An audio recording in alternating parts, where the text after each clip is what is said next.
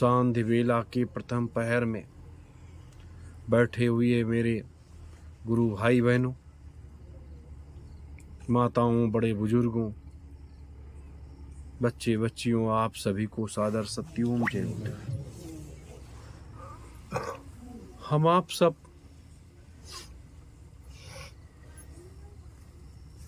इस आध्यात्मिक सत्संग सभा में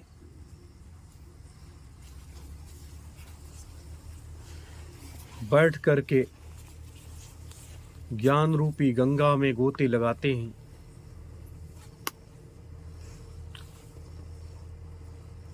और ज्ञान के उस भंडार पर बैठ करके सत्य के मार्ग की तलाश करते और जन्म और मृत्यु के इस खेल से निकलने का हर संभव प्रयास करते हैं।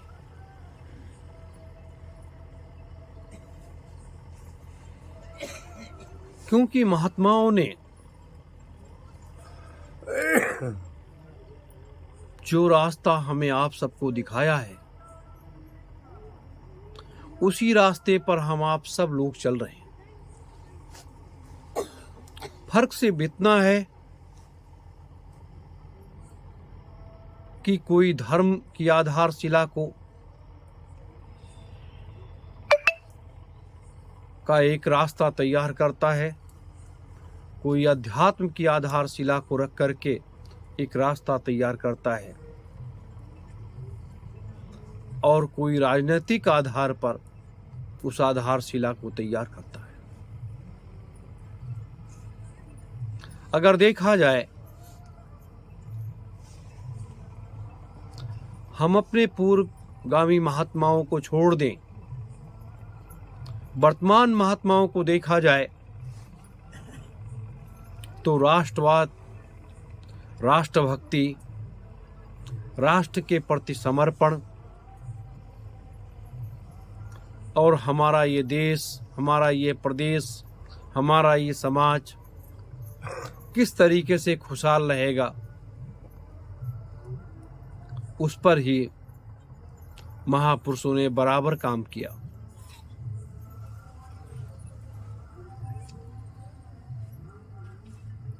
हमें ये चिंतन करना चाहिए, विचार करना चाहिए कि इस मृतलोक को साफ सुथरा रखने के लिए कितनी बड़ी बड़ी कुर्बानियां लोगों ने दिया और कितने संत महात्मा ऋषि मुनि यति यदि समस्त देवी देवता का आगमन इस मृतलोक में हुआ है।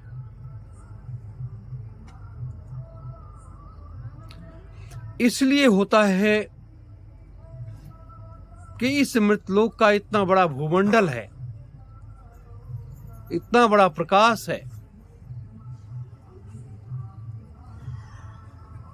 और उस प्रकाश के बीच में बैठ करके सतमार्ग की तरफ आगे बढ़ने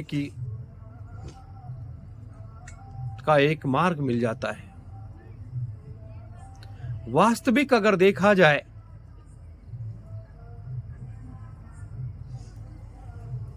कोई सद्गुरु महात्मा जो सतलोक तक गया हो, अगर वो आपको लेकर के चला जाए तो जो आनंद सतलोक में है, वह आनंद इस मृतलोक में नहीं है। वो आनंद इस मृतलोक में नहीं है।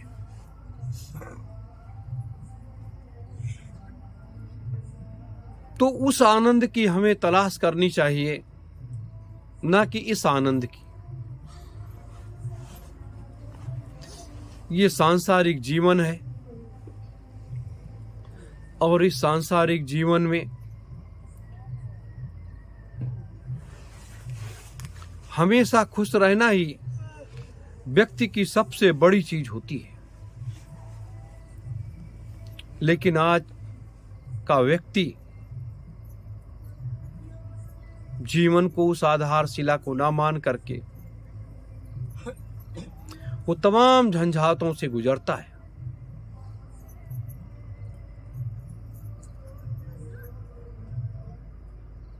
ये हर व्यक्ति को अपने ध्यान में रखना चाहिए। और जो व्यक्ति इन चीजों का ध्यान नहीं रख पाता है वही रास्ता भटक जाता है। अब बात आती है ये सतयुग तीर्थ की पावन धरा,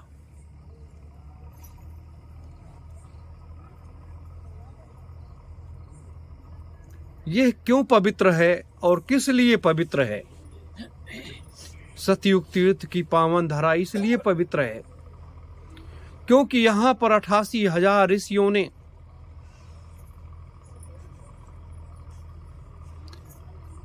यज्ञ किया है। 3 वर्षों तक उन्होंने यज्ञ किया है और आहुतियां डाली हैं।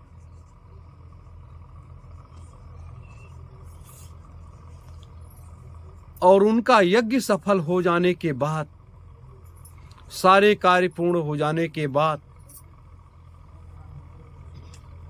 तब वो अपने उस सत्मार्ग की तरफ आगे बढ़ गए और अपनी सारी शक्तियों को इसी भूमि के अंदर समाहित कर दिया। इसके बारे में मैंने कई बार आप लोगों को बताया है। इन शक्तियों की आवश्यकता क्यों है? जैसे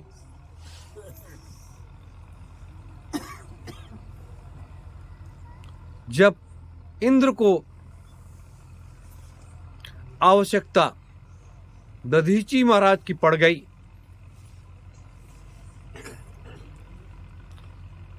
उनकी हड्डियों से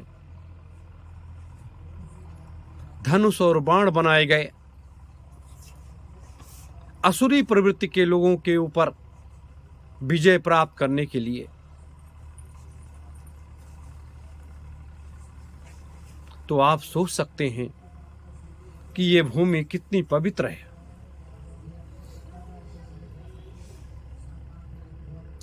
और इसीलिए हमारे ऋषियों ने अपनी सारी शक्तियों को इसके अंदर समाहित कर दिया।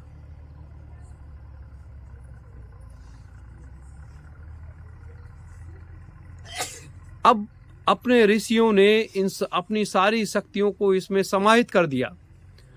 अब ये आध्यात्मिक शक्तियों को, इसका प्रादुर्भाव करना, इसको उत्पन्न करना, ये जो है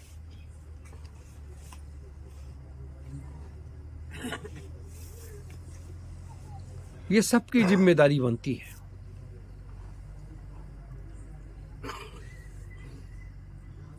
अगर इससे लोग विमुख हो जाते हैं तो मार्ग से भटक जाते हैं।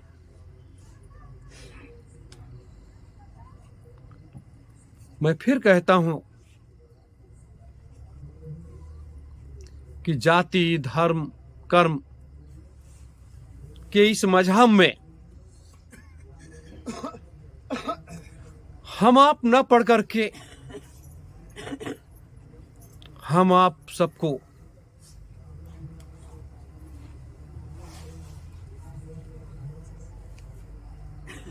मानव धर्म की तरफ आगे बढ़ना चाहिए। और आप लोग अच्छी तरीके से जानते हैं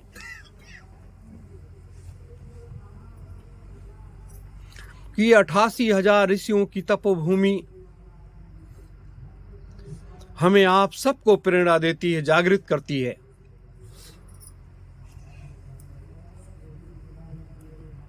और जब ये जागृत करती है तो हम क्यों ना अपने को जागृत कर लें।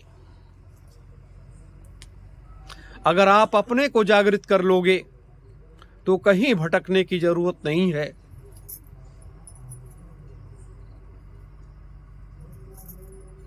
और अगर आप भटकाव की तरफ चले गए तो आपको क्या मिलेगा? कुछ नहीं मिलेगा। इसीलिए समय के सच्चे सद्गुरु मसीहा जो भी आता है समय के हिसाब से आता है और समय से काम करके फिर दौड़ वो चला जाता है।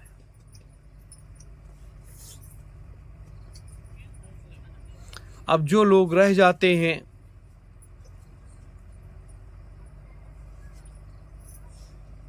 वो रह ही जाते हैं।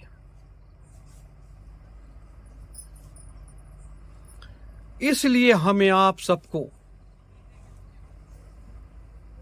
सत्य के मार्ग पर चलते हुए अपने लक्ष्य का पीछा करना है। अगर लक्ष्य से भटक गए तो हमेशा के लिए भटक जाओगे। हजारों हजारों साल कोई संभाल करने वाला आप लोगों को नहीं मिलेगा, क्योंकि वो सत्य का मार्ग होगा, वो सतयुग में होगा। और जब वो सतयुग में होगा तो उसका खान पान, रहन सहन, आचार विचार कैसा होगा, यह आप अच्छी तरीके से जानते हैं।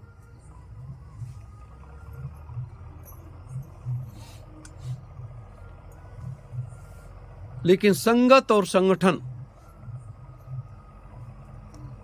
ये दोनों पहिए हैं। जैसे हमारा दाहिना और बायां हाथ, दाहिना बायां पैर, ये हमें हमेशा सत्य के मार्ग पर चलने की प्रेरणा देता है।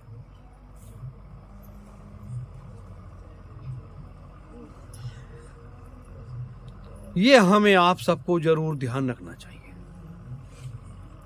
परिवर्तन, जो लोग कहते हैं कि परिवर्तन नहीं होगा, स्वामी जी महाराज ने भी 60 वर्ष का समय व्यतीत किया, परिवर्तन नहीं हो पाया।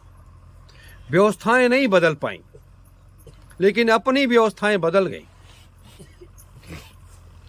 दूसरी चीज, संत सम्राट जी ने राजनीतिक अभियान को जब तिलांजलि दिया, आध्यात्मिक अभियान पर लगे, उन्होंने कठोर तप साधना करके आध्यात्मिक दर्शन जबरदस्त मजबूत कर लिया।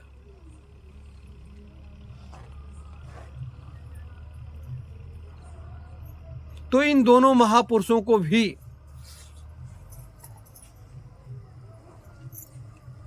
अपने लोगों को साथ में लेकर के चलना है, कि यही वो दो कड़ी है जो हमारे मार्ग को सुलभ और सुगम बनाता है। जैसे राम जी को वशिष्ठ और विश्वामित्र दोनों की असीम अनुकंपा, उनका सानिध्य और आशीर्वाद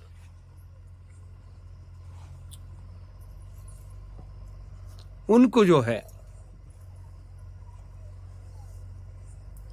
एक नया मार्ग दिखा देता है। अब यह परिवर्तन कब, कहां, कैसे होगा, यह भी एक विषय है।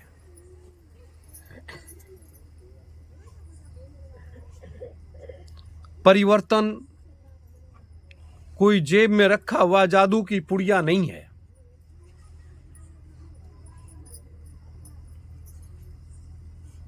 अगर जादू की पुड़िया होती तो लोग उस पुड़िया को खोल देते और व्यवस्था बदल जाती कुछ समय के लिए।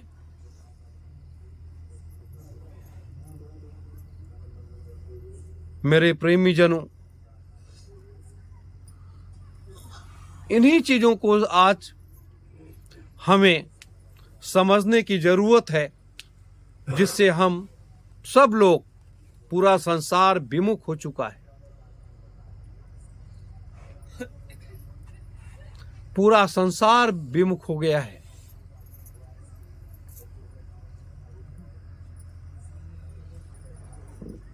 मेरे धर्म प्रेमी जनों, ये जीवन बड़ा अमूल्यवान है। सबके श्वासों की पूंजी कम होती चली जा रही है और इसको बढ़ाने के लिए आप सबको कर्म करना पड़ेगा।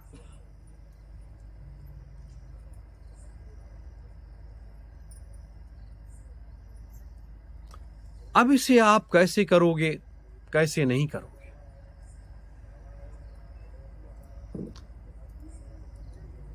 परम पूज्य स्वामी जी महाराज ने 60 वर्षों तक रास्ता दिखाया। हम लोगों ने भी प्रयास किया, लेकिन सार्थक और निरर्थक प्रयास तो जारी रहा। लेकिन अब एक ऐसा प्रयास करना है जो सार्थक सिद्ध हो जाए।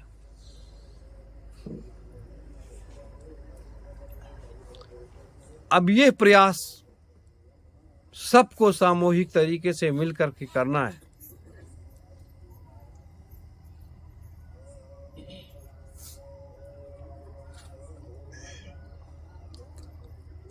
प्रयास ही सफलता की सबसे बड़ी कुंजी है।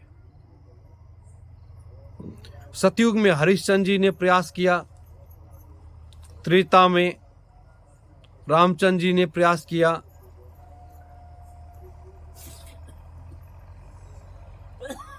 तो सबने प्रयास किया और सफलता को हासिल किया। और आज हम आप सब भी लग करके प्रयास कर रहे हैं उस सफलता को हासिल करने के लिए, जिस सफलता के लिए कभी किसी ने इस मृतलोक में प्रयास ही नहीं किया, चाहे वो ब्रह्मा विष्णु महेश रहे हों और चाहे साधारण मनुष्य रूपी जीवात्माएं हों।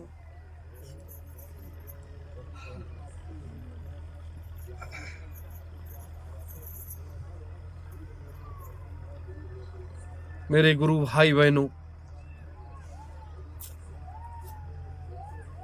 यह बात मैं इसलिए आपको बता रहा हूं कि कल जो आने वाला समय है वो आपके कार्य की शिथिलता को महत्व नहीं देगा।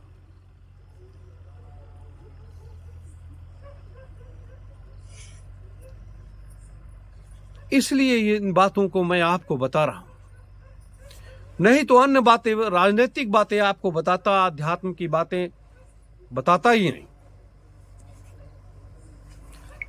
क्योंकि जो एक जादू की पुड़िया होती है, वो कलाकार जो होता है वो जादू की पुड़िया को आखिरी में खोलता है, उसमें जो भी चीज हो उसके पास उसको वो दिखाता है।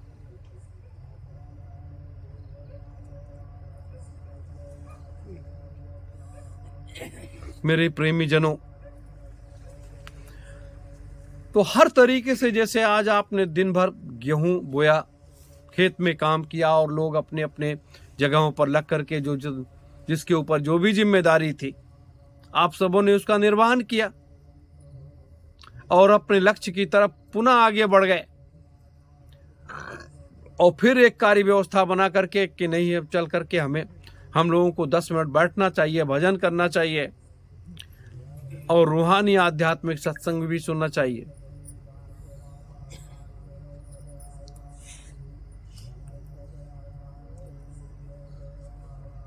मेरे प्रेमी जनों,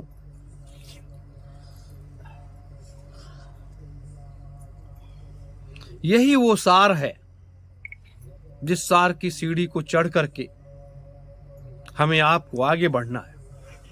लेकिन आपके अंदर भी एक जिज्ञासा होनी चाहिए। जिज्ञासा जो होती है उसमें आत्मा जो है वो बलवती हो जाती है। वह जिज्ञासा ये है होनी चाहिए कि हमें सतलोक का सफर करना है।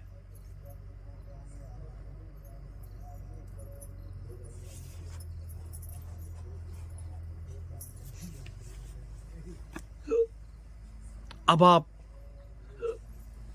अपने लक्ष्य की तरफ आगे बढ़ते हो कि भटक जाते हो? हमारा काम है बताना, हमारा काम है आपको उस रास्ते पर लेकर के चलना और दूर तक पीछा करना। जब आपका पीछा करते करते आप आगे निकलते चले जाओगे, सही रास्ते पर नहीं चलोगे, तो आपका साथ छोड़ देना ही बेहतर है।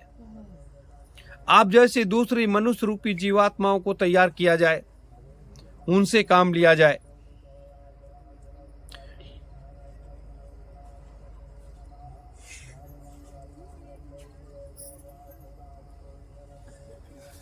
तो ये युग परिवर्तन का खेल है, युग परिवर्तन का ये जो राज रहस्य है, इन सारे राज रहस्यों से पर्दा 15 तारीख से और 30 तारीख के बीच में अंतर साधना ध्यान योग शिविर में आपको विधिवत इसके बारे में पूरी जानकारी भी मिलेगी, क्योंकि यह एक ऐसा विषय है जिस विषय का व्याख्यान होना आवश्यक है। वास्तविक सृष्टि की संरचना से लेकर के सत्यलोक के निर्माण से लेकर के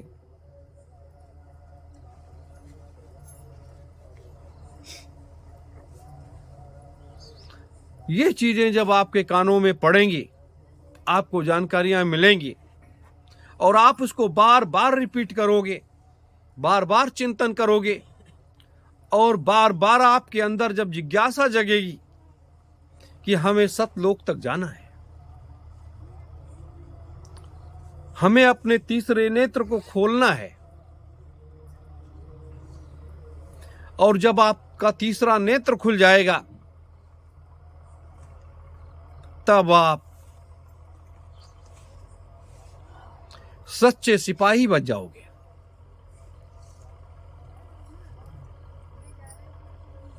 और जब तक आपका तीसरा नेत्र नहीं खुलता है तब तक हम आप सब लोग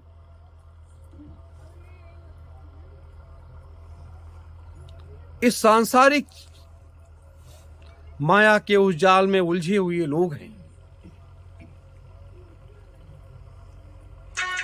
इसीलिए हर चीजें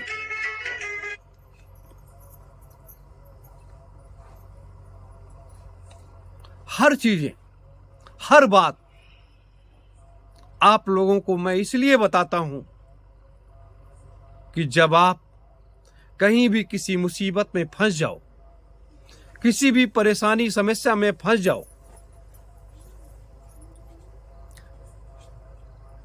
तो इस महामंत्र का जाप कर लेना और आपकी नैया जो है भवसागर से पार चली आएगी।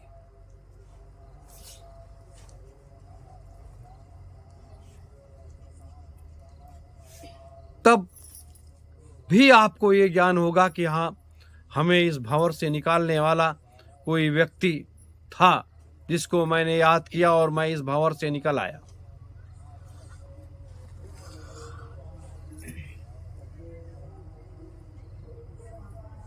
लेकिन अब जैसे जैसे समय नजदीक आता जा रहा है, सारी स्थितियां परिस्थितियां एक अलग रास्ते पर हैं।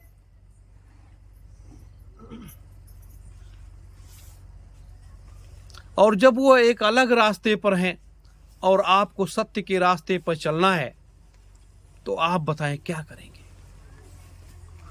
सत्संग सुनना, अपने ज्ञान योग में डालना और लोगों को उस मार्ग पर लेकर के चलना,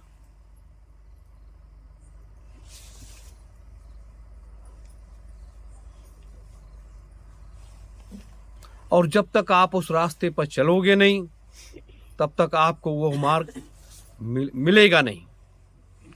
इसीलिए महापुरुषों ने, कल भी मैंने आपको विस्तृत बात बताई, इसीलिए महापुरुषों ने क्या किया कि आपकी एक दिन की सेवा जो है वो 1 साल की साधना में जोड़ दिया। इसीलिए जोड़ा कि महात्माओं के पास खजाना तो खाली है नहीं, जितनी बाल्टी उसमें से निकाली जाती है उससे ज्यादा उसको भर देते हो।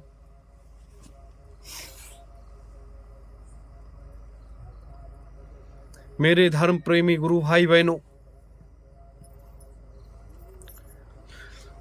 इसलिए ये मनुष्य का शरीर जब हमें मिला है तो हम आप जो वादा करके उस परमपिता परमात्मा से मां के गर्भ में वादा करके इस मृतलोक में आए थे,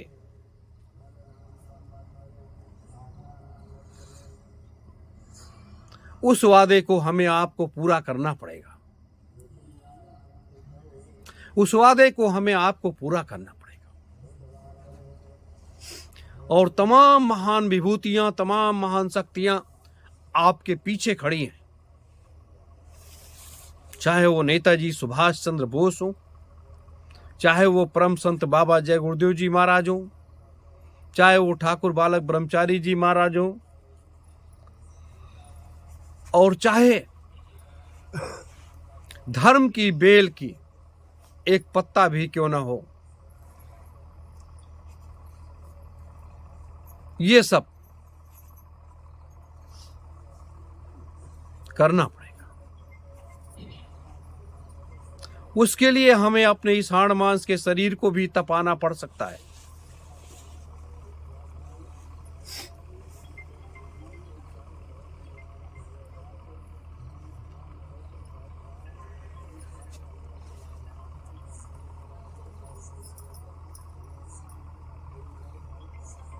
जन्म और मृत्यु का ये खेल जो अजब गजब है, इस अजब गजब के खेल में निरंजन भगवान का जो एक बहुत बड़ा रोल है, बहुत बड़ा रोल है। जैसे अपने स्वामी जी महाराज ने देवी देवताओं की पूजा का वो किया कि देवी देवताओं की पूजा नहीं करनी चाहिए, विरोध नहीं किया, जो जैसा करता है करेगा। लेकिन संत मत में एक व्यवस्था है कि गुरु के द्वारा दिया गया नामदान वो अमृत होता है, और जब तक वो नाम आपके साथ रहता है तब तक आपका कोई कुछ नहीं कर पाता है। और जैसे नाम से आप आगे हटते हैं वैसे जो है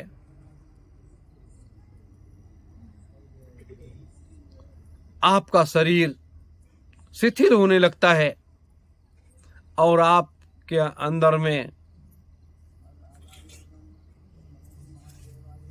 अंतर का भाव जो है वो जाग उठता है।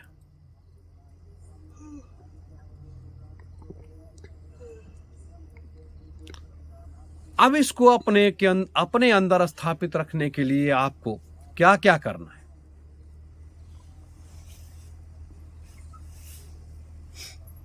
और कहीं निरंजन भगवान का प्रतिबिंब आपके बीच में आ जाए,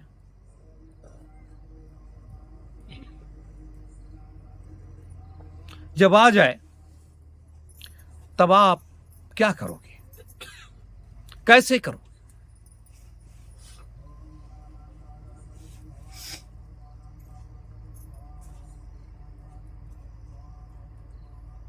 यही जब आप समझ जाओगे कि कोई प्रतिबिंब अगर हमारे सामने आया है तो हमें उसको कैसे यूटिलाइज करना है, कैसे उसका प्रयोग करना है, और कहां तक हम उसको आगे लेकर के जा सकते हैं, फिर आगे का रास्ता जो मंजिल है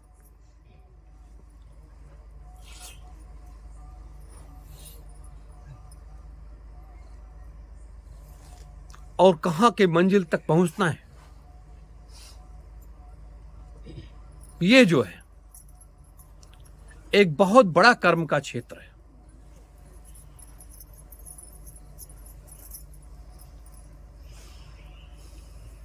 और यहां पर जैसे कल कितने लोग थे, आज अपने लोग कितने लोग हैं, कल और इससे कम होंगे, परसों और तो 10, 12, 15 लोग रह जाएंगे, फिर लोग आएंगे, फिर जाएंगे।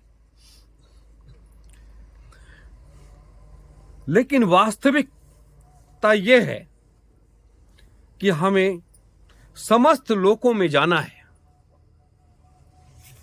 सतलोक तक पहुंचना है। सतलोक के बाद हमें परिलोक में जाना है, देवलोक में जाना है। लेकिन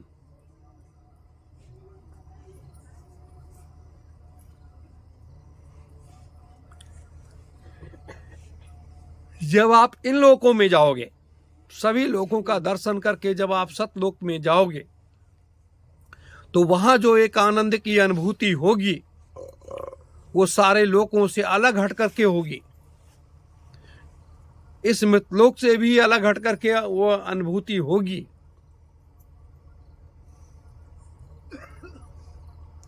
वैसे नहीं। और जब समस्त लोगों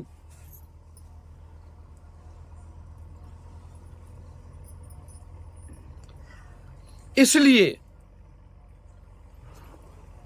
ये मृतलोक निरंजन भगवान के मुट्ठी में है।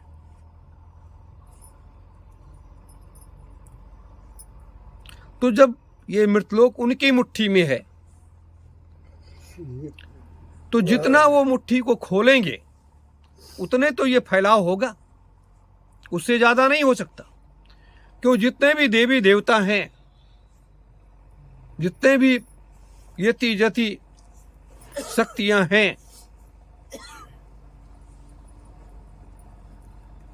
ये सब निरंजन भगवान की मुट्ठी में है। और जितना निरंजन भगवान उनको हिलाते हैं उतने ही वो कदम आगे बढ़ाते हैं। एक समय ये भी आ रहा है, ये तो निरंजन भगवान काल पुरुष हैं और उन्होंने मनुष्य रूपी जीवात्माओं को फंसा लिया अपने जाल में, और उनको यहां से जाने का रास्ता ही नहीं मिलता है। कल भी मैंने इस बात को बताया था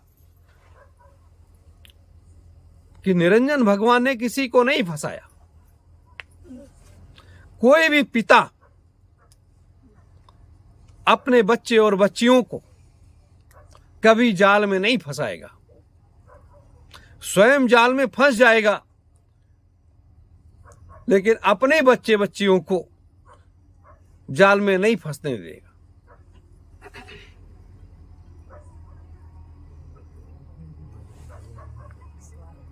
अब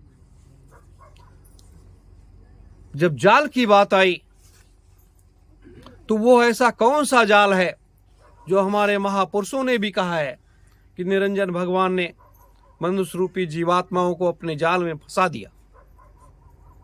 इस जाल के बारे में आपको विस्तार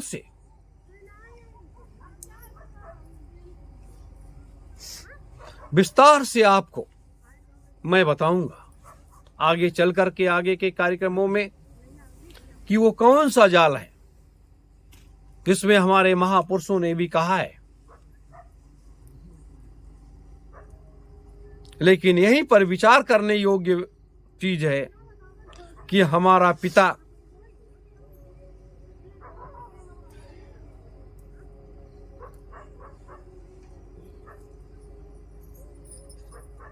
और जब आप इसके बारे में विस्तार से जानोगे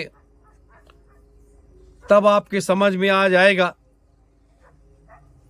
कि निरंजन भगवान क्या है।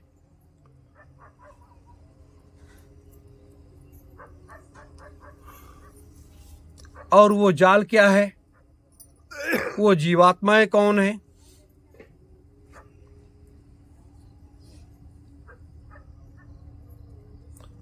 तो जब हर चीज आप जान जाओगे तब आपको रास्ता मिलेगा। तब आप अंतर साधना की उस प्रथम सीढ़ी पर चढ़ करके और सतलोक की सैर करने लगोगे। सतलोक ले जाने की मुहिम हमने क्यों ठानी? इसलिए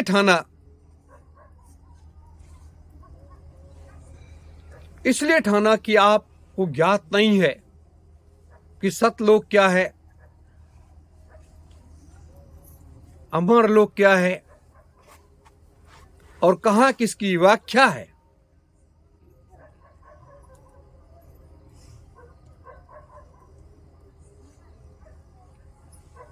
तो जीवन ये सार्थक हो जाएगा।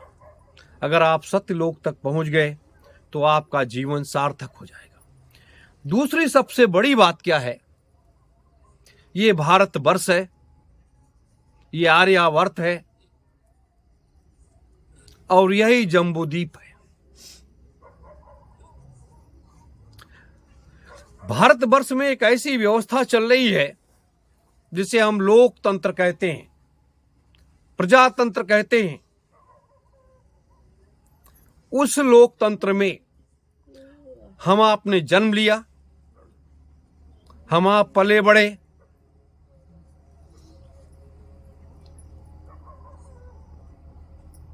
तो जब पले बढ़े तो उसकी भी तो कीमत हमें चुकानी है। एक तो माता पिता का ऋण और दूसरा है पृथ्वी माता का ऋण।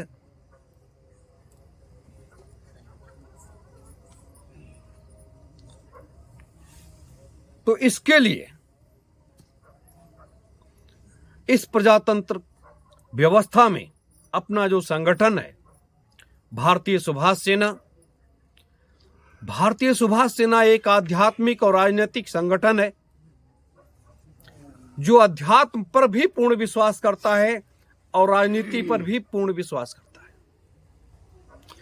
उस परिक्षेत्र में बड़े पैमाने पर राष्ट्रीय स्तर पर अपने लोगों को काम करना है, बहुत बड़े पैमाने पर राष्ट्रीय स्तर पर काम करना है, क्योंकि हमें आपको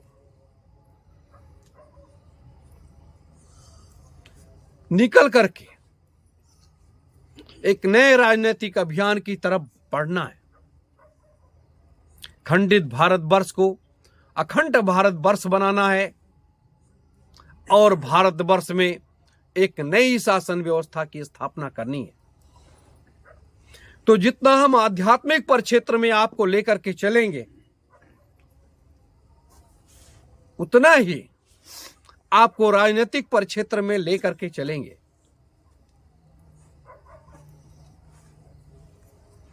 तो जब उतना ही राजनीतिक परिक्षेत्र में आपको लेकर के चला जाएगा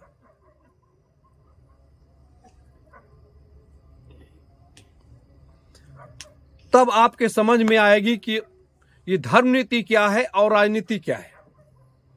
हमें धर्म नीति भी करनी है और राजनीति भी करनी है, जिससे संसार का प्राणी जो है, मनुष्य रूपी प्राणी जो है, वो एकदम से अनभिज्ञ है। वो उधर जाना भी नहीं चाहता, उधर देखना भी नहीं चाहता है।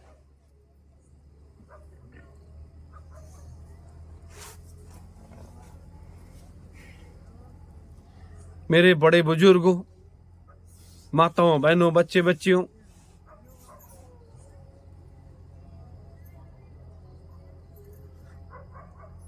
इसलिए भारतीय सुभाष सेना ने राजनीतिक परिक्षेत्र का मजबूती के साथ कदम उठाया है। चाहे वो चुनाव का दौर हो, चाहे सामाजिक स्तर पर सोशल वर्क करने का जरूरत हो, चाहे जैसे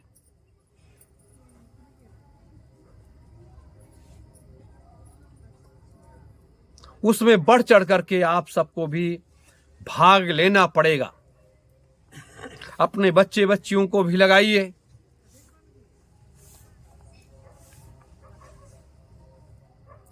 और जब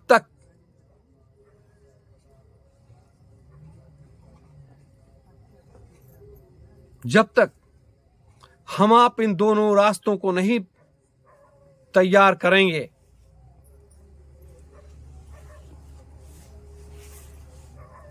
नहीं करेंगे, तब तक पूर्ण सफलता का मार्ग तय करना बहुत कठिन काम है।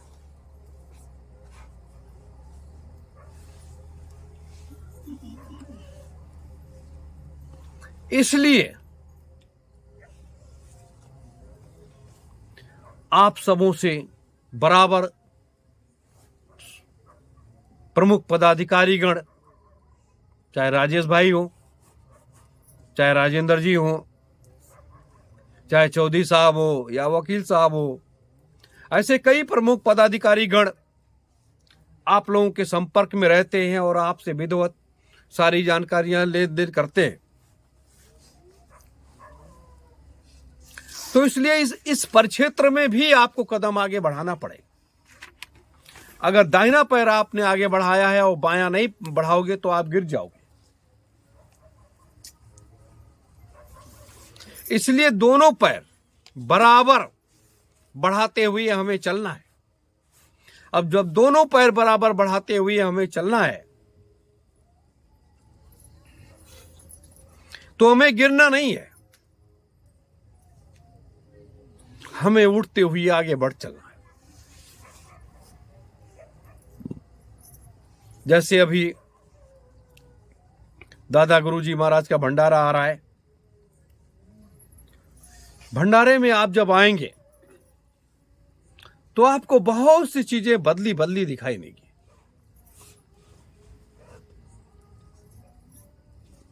बहुत सी चीजें आपको बदली बदली दिखाई देंगी कि ये मृतलोक की व्यवस्था कैसे बदल रही, कैसे क्या हो रहा है।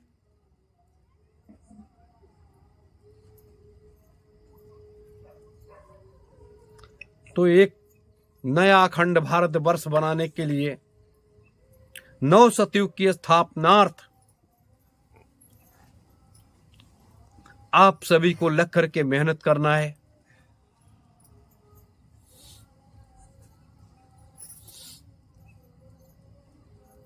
ये कुछ बातें थीं जो मैंने आपके बीच में रखी हैं।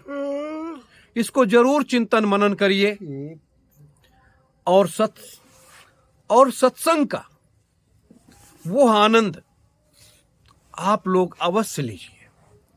सेवा से कहीं वंचित नहीं हुई है, चाहे वो भंडारे की सेवा हो, चाहे वो खेती बाड़ी की सेवा हो, चाहे वो गौशाले की सेवा हो। किसी प्रकार की सेवा अगर प्रमुख पदाधिकारी गण बताते हैं तो वो हमेशा वो सेवा करने के लिए तत्पर रहिए।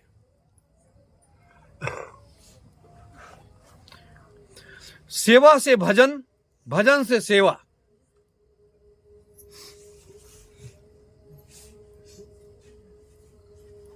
ये आप सबको करते रहना।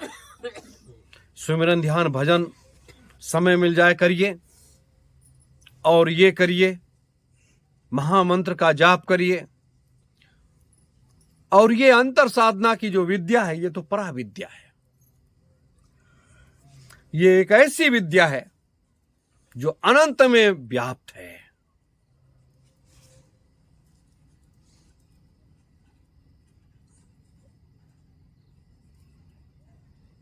तो इन्हीं बातों के साथ हम अपनी बात को यहीं विराम करते हैं और आप सभी से ये आशा और विश्वास करते हैं कि आप सब लोग सत्य के मार्ग पर चलते हुए सत्य की विजय श्री दिलाने के लिए हमेशा तन मन धन से हर तरीके से कार्यों से अग्रसर रहेंगे।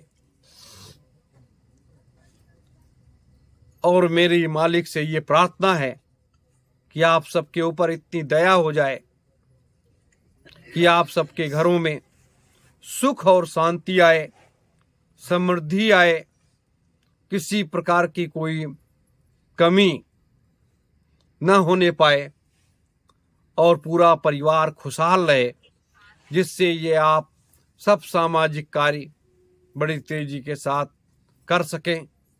बस इन्हीं शब्दों के साथ आप सभी धर्म प्रेमी गुरु भाई बहनों को, बड़े बुजुर्गों को, माताओं को, बच्चे बच्चियों को, सभी को सादर सत्योम।